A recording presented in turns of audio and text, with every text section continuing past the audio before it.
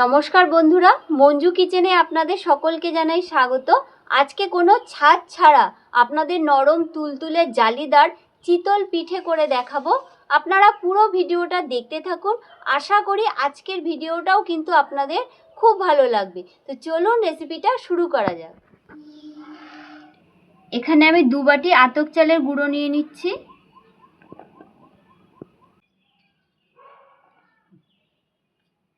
আজকে দেখুন যে চালের গুঁড়োটা ব্যবহার করছি, এটা কিন্তু আমি দোকান থেকে কিনে নিয়ে এসেছি। পরিমাণ মতো নুন দিয়ে দিচ্ছি, এটা দিয়ে খুব ভালো করে মিশিয়ে নিচ্ছি।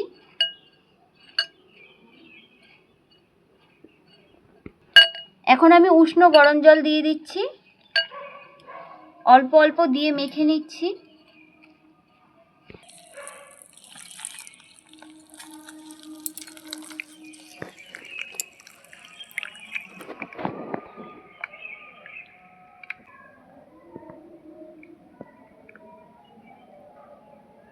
দেখুন ঘনত্বটা কিন্তু ঠিক এরকম রাখতে হবে, একদম পাতলাও না আবার একদম মোটাও না।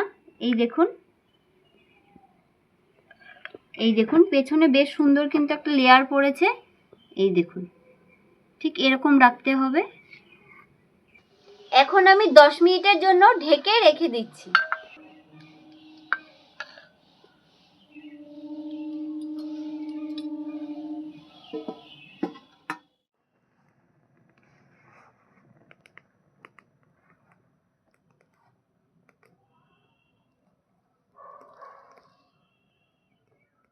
উনুনটা ধরে গেছে, এখন আমি কড়াইটা বসিয়ে নিচ্ছি।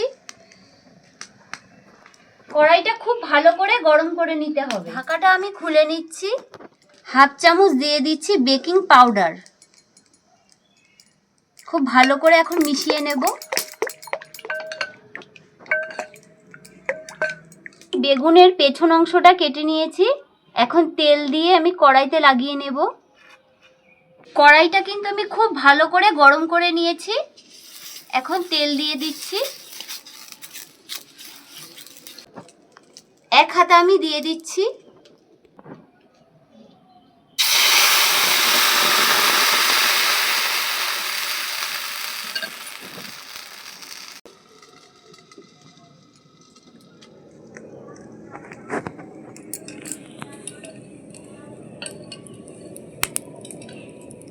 ঢাকাটা আমি খুলে নিচ্ছি, হয়েছে। এখন আমি তুলে দিচ্ছি। এই দেখুন একদম সাদা ধবধব করছে।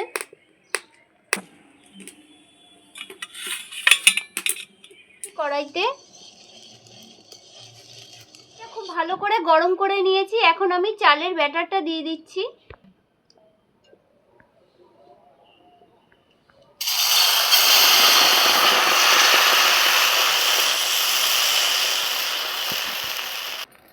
এখন আমি ঢাকাটা দিয়ে দিচ্ছি 2 মিনিটের জন্য।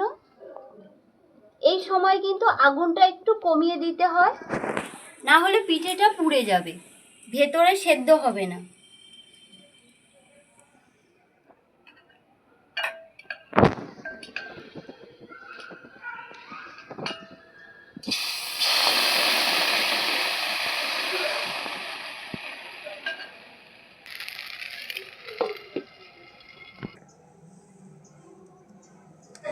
দেখুন প্রত্যেকটা পিঠে কত সুন্দর হয়েছে। এই দেখুন একটা আমার রেডি হয়ে গেছে।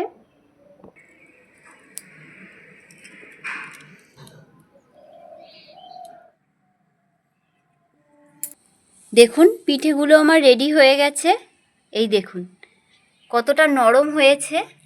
এই দেখুন, এই দেখুন পেছনটা দেখুন, একদম কিন্তু পুড়ে যায়নি, বেশ হালকা হালকা লাল হয়েছে। এখানে আমি কিছুটা খেজুরের গুড় ঢেলে নিচ্ছি। এরকম গরম গরম চিতল পিঠের সাথে খেজুরের গুড় কিন্তু দারুণ লাগবে। এই দেখুন কতটা নরম হয়েছে, ভেতরটা দেখুন। চিতল পিঠে আর তার সাথে যদি এরকম খেজুরের গুড় হয়, দেখুন খেতে কিন্তু খুব ভালো লাগবে। আমি একটু খেয়ে দেখছি পিঠেটা কেমন হয়েছে।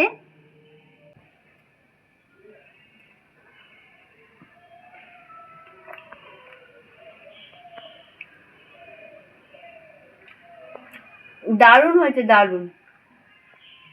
এই শীতকালে এই চিতল পিঠে খেতে কিন্তু ভীষণ ভালো লাগে। আপনারা অবশ্যই বাড়িতে কিন্তু একবার ট্রাই করে দেখবেন। আর যদি ভালো লেগে থাকে লাইক, শেয়ার, কমেন্ট, সাবস্ক্রাইব করে আমাদের পাশে থাকবেন। আজকের মতন এই পর্যন্ত। ভালো থাকবেন, সুস্থ থাকবেন।